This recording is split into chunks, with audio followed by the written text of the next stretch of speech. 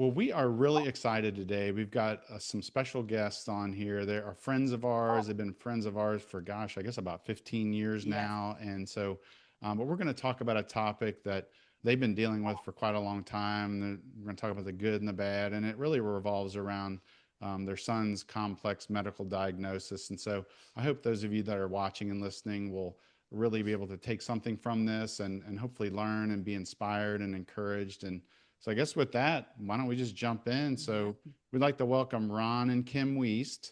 Ron and Kim, thanks for joining us. How are you? Great. How are you doing? We're doing Yeah. great. That's Yeah. good.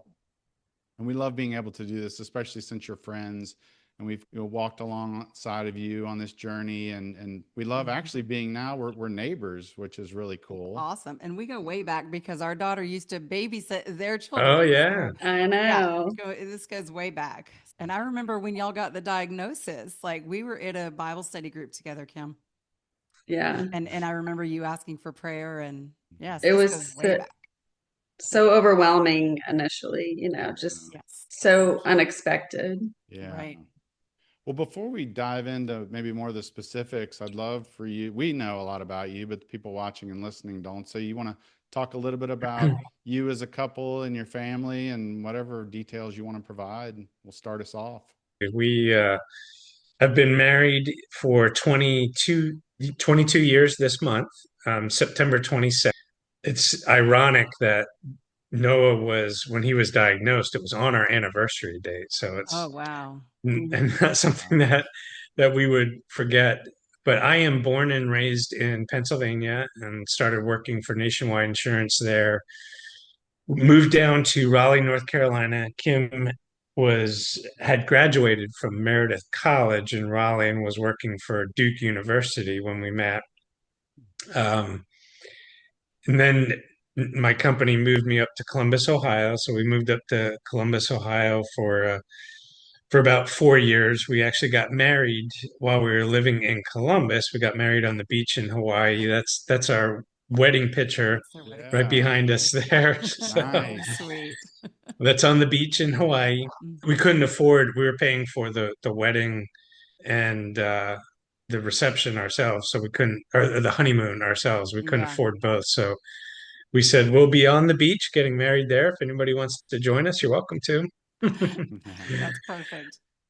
But then after we had Noah was born in Columbus, and um, when he was born, we were I think he was about 18 months old when we moved to Virginia. That was 2006 when we moved down to Virginia. And we were interested in getting away from the cold weather and getting back to the East Coast. So Yeah.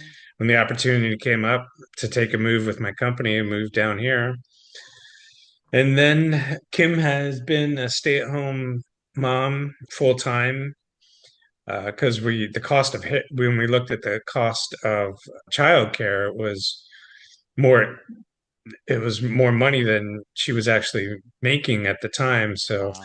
it was a real blessing. I mean, God had Mm. blessed us and provided Yeah. for us, and we're pretty frugal people too. We don't spend a whole lot of money or go on exotic cruises or vacations or anything like that. So we were able to manage through that with Kim being home. And now both the kids are in college.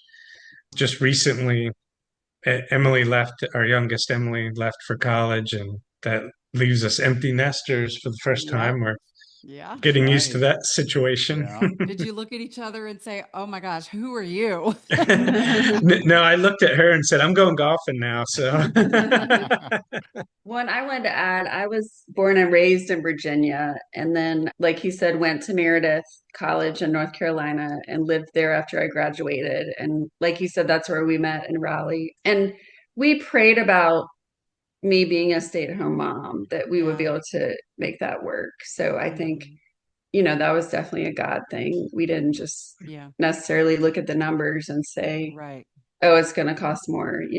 But the kids are 26 months apart, so they're pretty close in age. So it did work well in that sense as well, because once they started, going to public schools, then I started working part-time at various jobs, like at a church at the time, and then later substitute teaching, and just things that I could do on a as needed basis, not like a Right. regimented 9 to 5, kind of thing. So I Right. could still be available and have special, memories with the kids, like in the summer and days off of school and everything. So I wanted to add that Yeah. Yeah, that's too. good. That's really cool. It's like there are some times when, yeah, you want to try to figure out things with the numbers and the logistics, but then there's other times where it's like you're just hearing very clearly from God and you just have Mhm. this peace.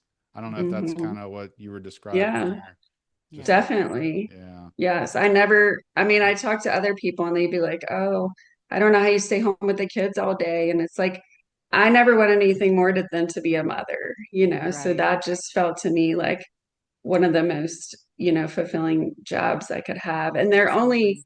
they only want to be with you for so long, It's like And then then they've they got go. friends and activities. And so I just really felt like that was foundational for our family. And also I Yes. wanted to add that we prayed about moving out of Ohio because we didn't have any family in Ohio. We had our Mm. church family and friends, but we wanted to move closer to family. And so my dad and stepmom still live here in Virginia, and I have a brother and stuff, and some aunts and uncles, and just and his family is all over. So we Mm, were Yeah. like, we can go. yeah. So I think that was important to us too, to be near family for holidays and Yeah. things. Absolutely. Right. Yeah. Yeah. So tell us, if you don't mind, I wanted to jump into Noah's diagnosis and when that happened. We're just real curious to know, especially from an emotional standpoint, how did each of you deal with that when you found out, and what was that like? I'll start. So I remember the day, of course, I had just taken him, his birthday's in July, and we were at the pediatrician just for the normal yearly checkup. They get the Hmm. shots and measure your height and weight and all that kind of good stuff. So it was his 5-year appointment. And I remember her measuring him and like looking at her notes. He'd only grown like 3/4 of an inch that whole year. Oh, Mm, And wow. she definitely seemed concerned about that because of his age and everything. But of course, to me, she acted like, oh, I'm sure it's nothing, but like, we'll just refer you to genetics. Like, I'm sure they'll just clear it, blah, blah, blah. But Okay. she just retired the pediatrician actually. And she just became like a friend to me. And she knew that day our life had changed. But thankfully, she didn't let me know that, in the Yeah. moment, because we had never thought, Noah was born early, but kids are born early all the time. It doesn't mean something's Right. wrong with them. So I definitely remember coming home and, kind of sharing it to Ron, but kind of like, oh, I'm sure it's fine. Like, we're just going to go to this genetic appointment sometime and it'll all be fine, blah, blah, blah. Like, just kind of blew it off. yeah. And and then when we had the diagnosis, that was on our anniversary.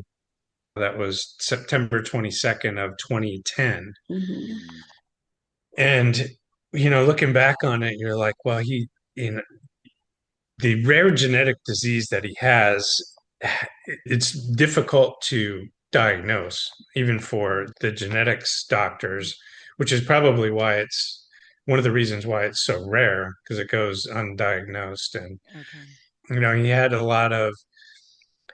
he wasn't like overly sick growing up, but I mean, he had a lot of colds, a lot more than, like than you would see a typical kid, especially like the ENT stuff, like ear, nose, and throat Right. kind of issues. And then, when you get the diagnosis and you're like, the genetic disorder is called MPS 6. And so then you start Googling, what is MPS 6? I never heard of this. And you have, it's crazy, all the stuff that's out there on the internet, and your mind's running wild. And Right. so it's just a wild time. Like, okay, well, what does this mean? What does it do? What's, the long-term diagnosis here? Right. yeah, I'm sure your mind was just probably going all over the place. And you're right. You can kind of, we call it what, Google MD sometimes, and Yeah. spin Yeah. ourselves into a bad place. Yep, that's Yeah. exactly right. You always think the worst, and Google doesn't help. Hmm. Well, Right. and with it being genetic, you start to think because he was 5, so Emily was 3. Does she have it as well? Like, do we have to worry about Wow. her having it? Wow. And then like we Mm. both have like half siblings, like who like you feel like you need to tell everyone, like all of your family, like, oh, if you're planning to get pregnant, you better get tested because like it takes 2 carriers to have to make the full-blown case, if you will. And they don't just test you for it. It's not like Down Mm. syndrome or other things that you get tested Wow. for. So Yeah. it was just very overwhelming to say the least. And also, we needed to establish baselines with Noah. So, like, he's seen doctors that to this day I still haven't seen, like cardiology, pulmonology, like ortho. He just had to go see so many specialists. And it was a lot because, yes, I was staying at home, but like, he didn't understand what was happening. Why was he all of a sudden having to go to all these appointments? And I had Emily in tow, at the same Mhm. time. And Mm. Ron's just trying to continue going to work, like to support our family. And I just think the unknowns were the scariest. Mm.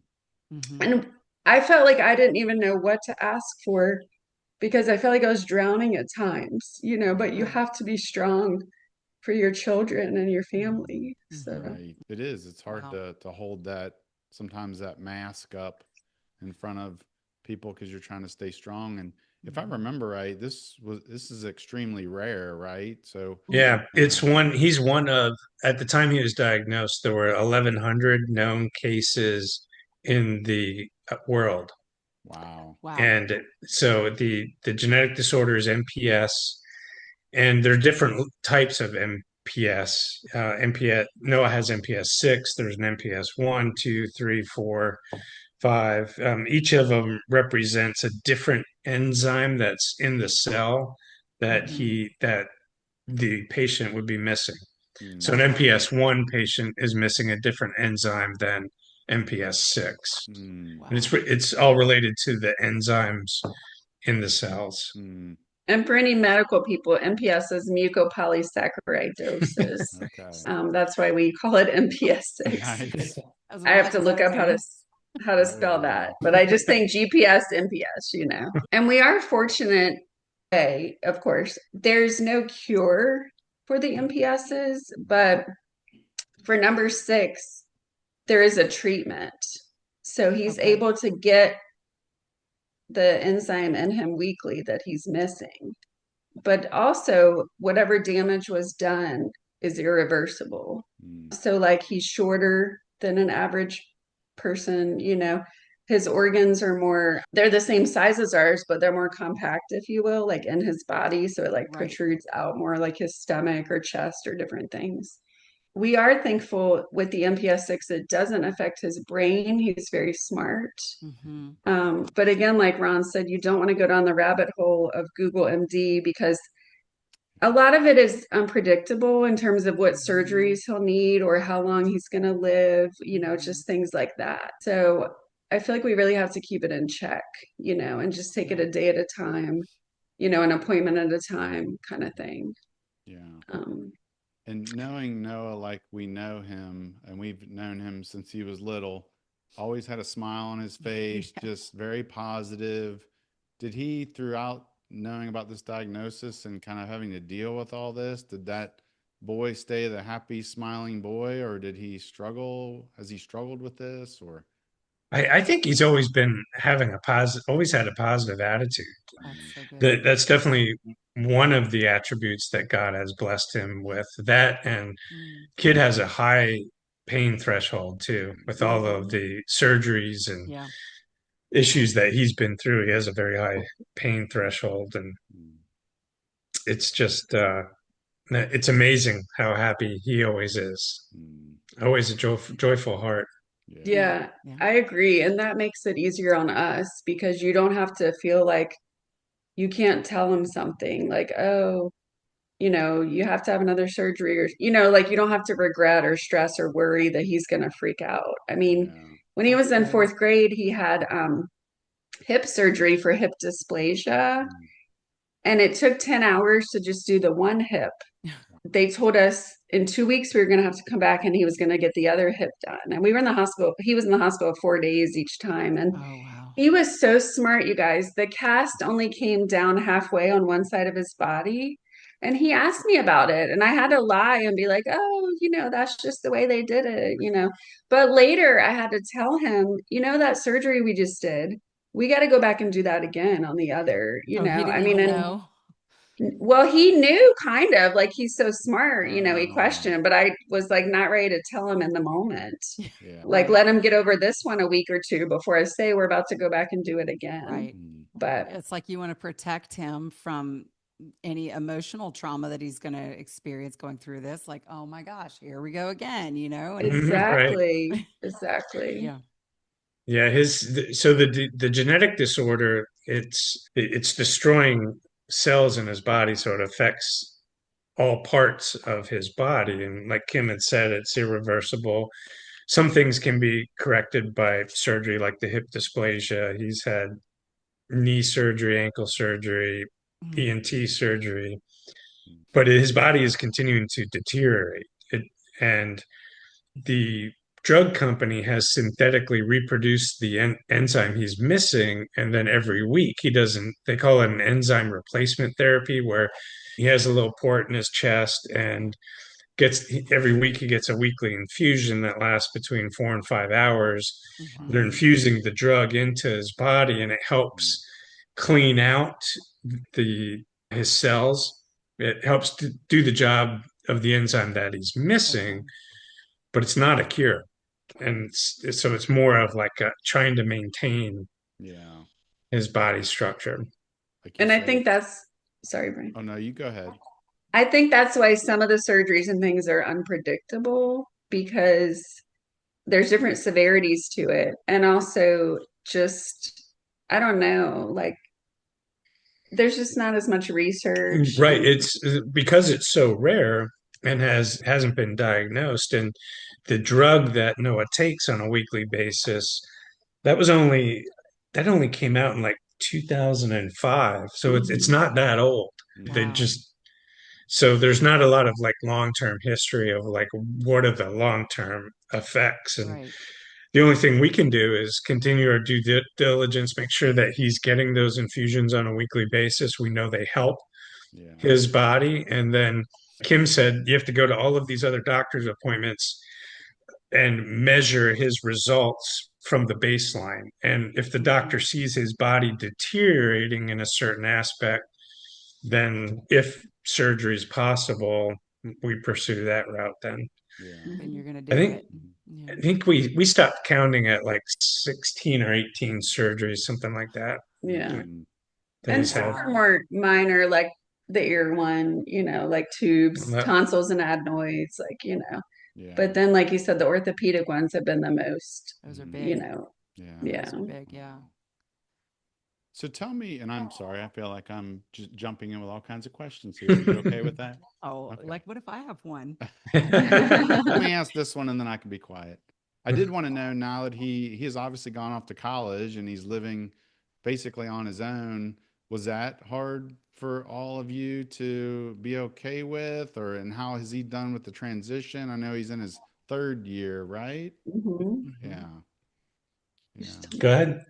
Okay, Yeah. tell him about the living comment, living on his own. Uh, Um, I can be super honest and say Noah doesn't even know this, but I had like a midlife crisis because I had pretty much been the caregiver Yeah. throughout all this, and he did so well when he went to college. Like the nurse goes there, when he was in the dorm, she went. Now he's in an apartment, and so I like was a little lost. Like I don't know what to do with myself, but in a good Yeah. way. Like I said, I like mourned it, but like it was a good thing. Like I was thankful that he did Right. so well. Like my Yeah. head knew it was a good thing, but my heart was like, oh my God, like I don't know what to do. I don't have to call the insurance company and like Mhm. make sure the nurse and the supplies are ordered. And like he really stepped up and, started doing all that. from my perspective, Kim made him do that. She, before he went off to college, she, was on him and said, "All right, no, it's time to order your supplies. Here's what you do." That's and good. Teaching scheduling the him that nurse, and independence.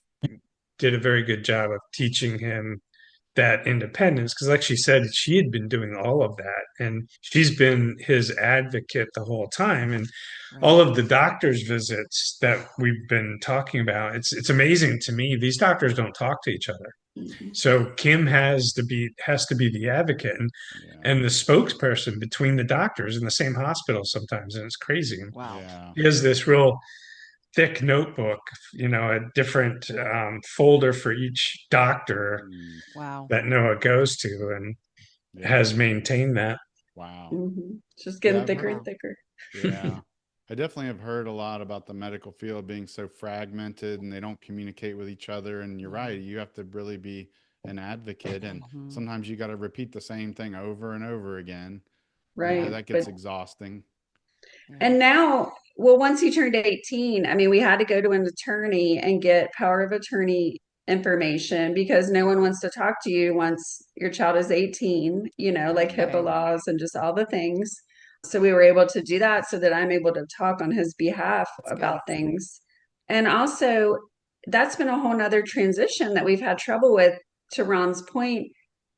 It's so rare that these adult doctors have never heard of it. Mm. So some of his doctors, he has to stay with the pediatric, like ortho, because if you switch to an ortho adult doctor, they want a specialty, like, oh, I specialize in hips or I Oh, specialize in right. shoulders. But for Right. Noah's situation, it's his whole skeletal Yeah. frame Everything. that we need to keep an eye on. Right. Yeah. So that's a little like rare, to the medical community. Like, that he's going to Mhm. be 30 or 40 or whatever and he's still going to a pediatric, like it Yeah. just Yeah. kind of, Mm-hmm. they're like not on the up and up or something, like I don't know. Yeah. Wow. But Mm. and you were going to say.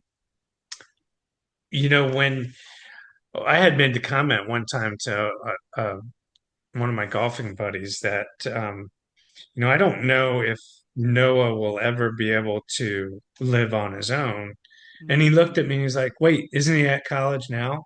I'm like, oh, yeah, he is. He is kind of living on his own. And then He is. Mm. this last year, eh, and when Noah went to college, he never like called up and said, oh my God, come get me, or I'm so lonely, or I am missing being home, or I want my mommy, or anything like that.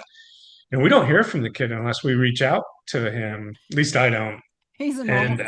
and Right. he this past year I don't think he called. I think he texted me and said, "Oh, I'm moving into an apartment with my buddy." I'm like, "What? You're moving where? And Wait how a much is this going second. to cost me?" Right. Yeah, and like over the course of 2 days, I mean, he got it like on a Friday. They moved on a Saturday, and Wow. Mm.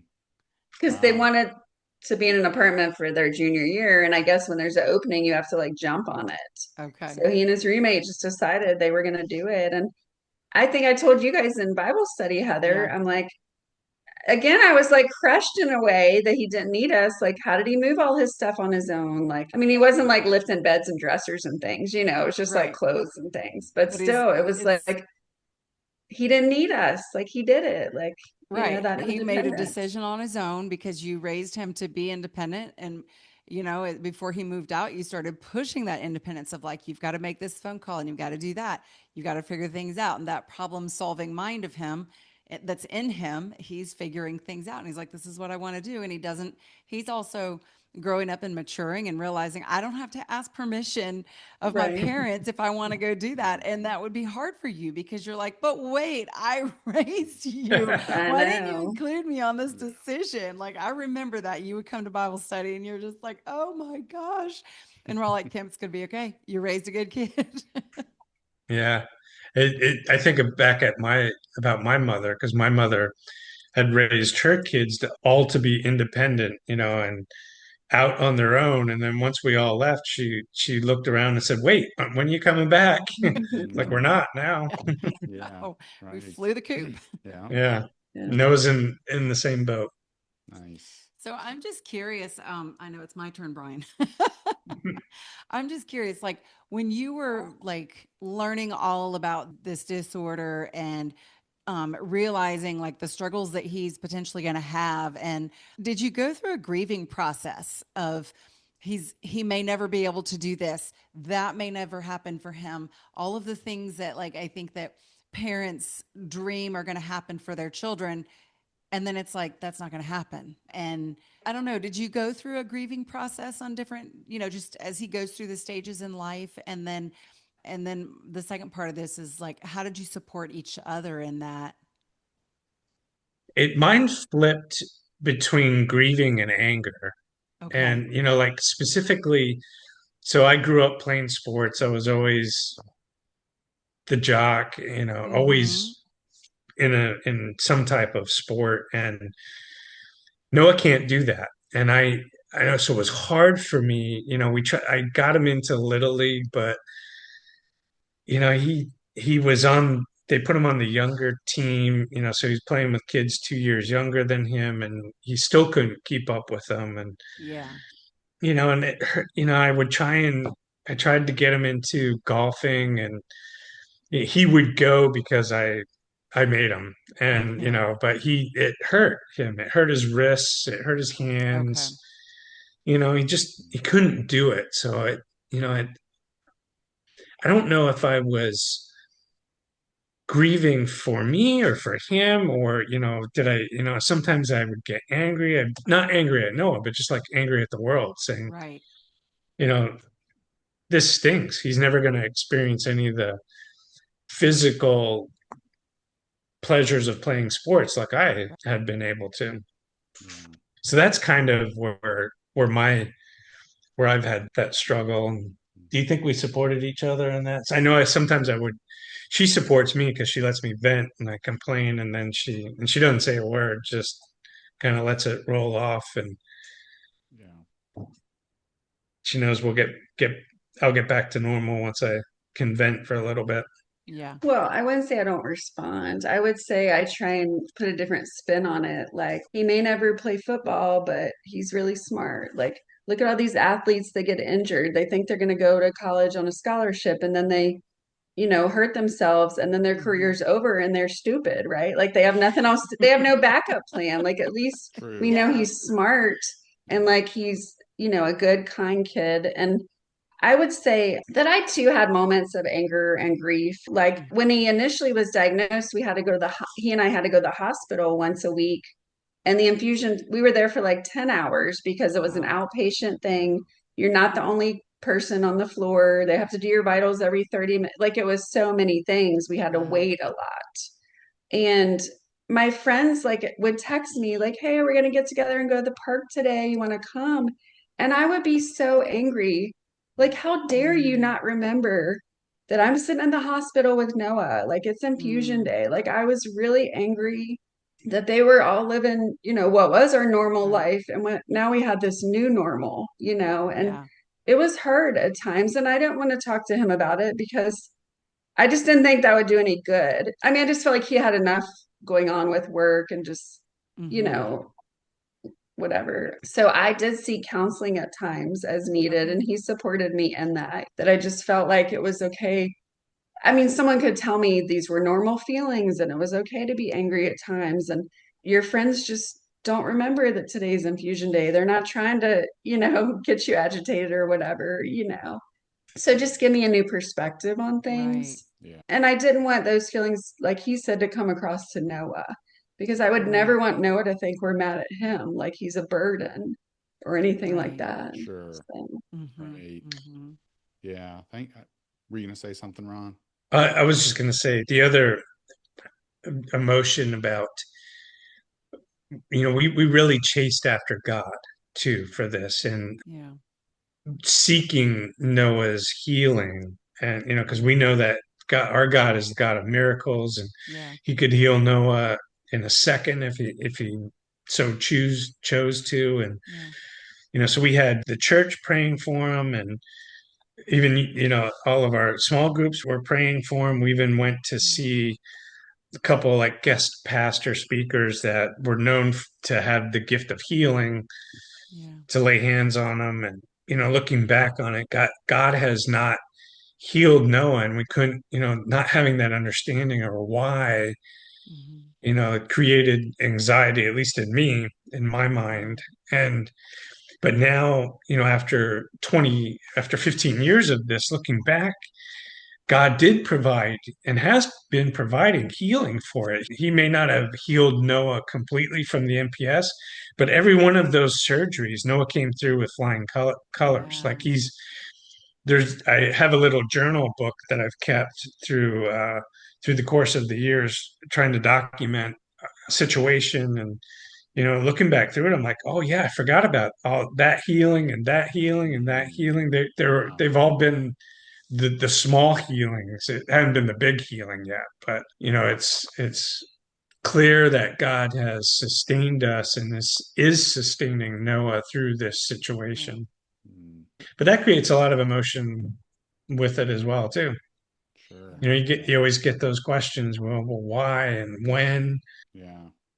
I Yeah. love you both have mentioned kind of this reframing a lot of times of, I think, Kim, you were saying you were helping Ron reframe like him not being able to do certain things, but look at what he can do. And then I love how, Ron, you were saying like almost like you kind of reframed what God was doing, that yes, the big Mm, healing hasn't come, but the little healings, look at all these little right. healings that have happened. And yeah, I just love that.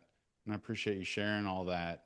I was going to say, we don't want to lose sight of Emily in this situation, but I wanted to know, like, talk a little bit about her through this whole journey. She's 26 months younger. How was she through this whole thing? Yeah. I remember a specific situation. So we put her in daycare part time to help, even though Kim was a stay at home mom, there was this one local program where, she could go part time, like a few days a week, just to help get her acclimated to being in school and around other kids. And I, when Noah was diagnosed, she had been in that part-time program, and all of the scurry and all of the attention was on Noah. It was not good attention, but he was getting all of the attention for Yeah, this for sure. situation. And I remember, I think it was Emily's teacher had told us that all of a sudden Emily would just started to get like really introverted, wasn't interacting, Mm, kind of sitting on the sideline. I'm like, now what is wrong with her? And we didn't realize that we weren't paying any attention to her because Noah was getting all of the attention. And okay. so we had to tell her that, hey, you don't want any of the attention that Noah's getting. But it was a good eye opener for us to, hey, you have another kid. You can't lose sight of her. She doesn't understand. She Right. was too young, doesn't understand what's going on. So it's Right.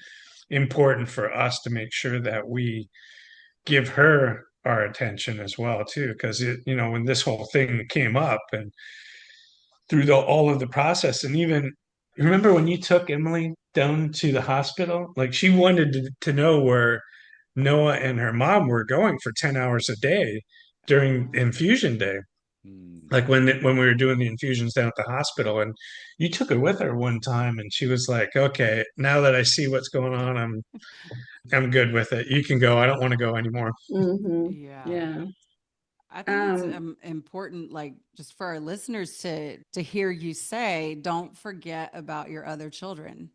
I like that you brought that up because when you are so focused on the one child that has all of these needs, the other ones do get a little bit forgotten about. So I appreciate you sharing that and just like stating that like you've got to make that other child feel just as special and loved. And so if it's like, all right, it's time for mommy and Emily to go do something together, or daddy and Emily to go do something, it's what you have to do mm, to balance that out, and so that you're yeah, not just wrapped up with the one child. That's really good. exactly. Mm-hmm. Yeah. And I do think, like, even to this day, she likes to go get Starbucks or go shopping or, do little things. Yeah. Even though he's not getting quite as much attention, she just still like, to hang out or go get Sweet Frog with dad or Mm-hmm. something. I will say though, I did have to take her to quite a few, other appointments, not the infusion stuff. And it really opened her eyes to be compassionate towards other people. Oh, wow. If she saw someone in a wheelchair, she would be like, "Oh, your hair looks so pretty today." Like, mm, even some adults are like not comfortable when you're around someone who seems like disabled. Yeah. You don't know what say to them or how to speak or, Right. just it's like we need to normalize it a little. Like it's Hmm. okay if you have prosthetic feet or you know what I mean? Right. Like I Right. think it's just good to see through a child's eyes Mm-hmm. sometimes, that Yeah. she would compliment someone's hair Hmm. instead of like, oh, they're in a wheelchair. What's wrong with them? But Right. I do think that's a good thing. And even in school, as she was growing up, if there was an autistic kid or someone, she would try and be extra kind to that child. Oh, And, wow. oh, do you need help? Or, you know what I mean? Because she has a Mm-hmm. brother who needs help sometimes, Yeah. And Yeah. so I do think that was a good thing that came out of it with her. That's And for awesome. her moving forward now into her adult, one thing she needs to be very aware of, because she is a carrier of, so she has one bad gene and one good gene, so she's not Oh, affected by the disease, but she's got to know that if when it's time for her to get married and have children, are mm, you going to test your spouse first? Are you not? You got to be very aware that this genetic defect is in you. And there's a lot of things, Emily, that you need to think about going into your adulthood and adult relationships. And, do you want to take a chance in passing it on or not take a chance? That those types of questions, because, had we known about Noah before Emily was born, I don't know what decision we would have made about Emily. Like, thank God we like, didn't would have to you have had face that. another child, or would you say, Yes. no, we're done with the one? Yeah. Right. Because is it Hmm. fair to bring another child into the world knowing that they're going to have this disorder? Yeah. Wow.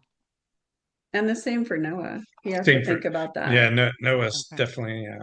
because he can Yeah. still have a child without it as well. So, Hmm. Yeah. Wow.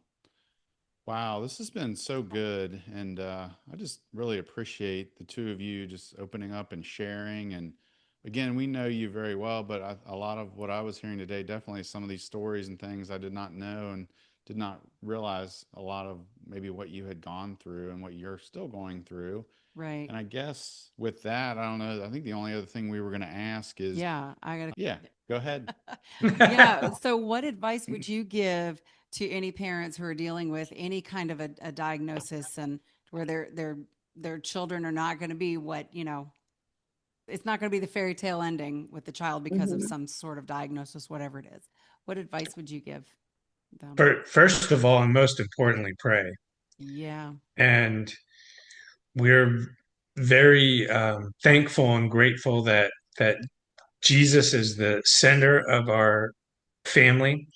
He's Hmm. the foundation block of our marriage. That's Mm, what's kept us together. that's good. I've heard of stories where people, when something bad happens, they blame God or get mad at God and walk away. And I'm like, that, how can you do that? Because it's the only real, there's no cure for Noah. The only person who can help us is Jesus. And Mhm. Right. so that has drawn us closer together as a family, Mm, has strengthened our faith. And we know that, I mentioned that God has made all of these little healings of Noah, but hasn't had the big healing yet. And that may not happen in this life, but I know that in the next life, in the eternal life, that Noah has already been healed and he yes. will have a resurrected body and Yes. be That's in heaven with Jesus. So that's where I try and keep my focus, and that helps me keep that eternal view, and then that helps me get through the day-to-day kind of stuff hmm that we have to deal with at times. mm, And I think that you have to remember that God never said we would not have troubles, here that's on right. earth. So, to what degree, you know what I mean, varies person to person and Hmm. situation. But I think also it's important to remember that God knew this was going to happen, and He chose us Yeah. to be Noah's parents, which to me means that we're going through it together as a team. Yeah. You're not always on the same page, having the same emotion at the same time, kind of thing. But as long as you always support each other in the moment and Hmm.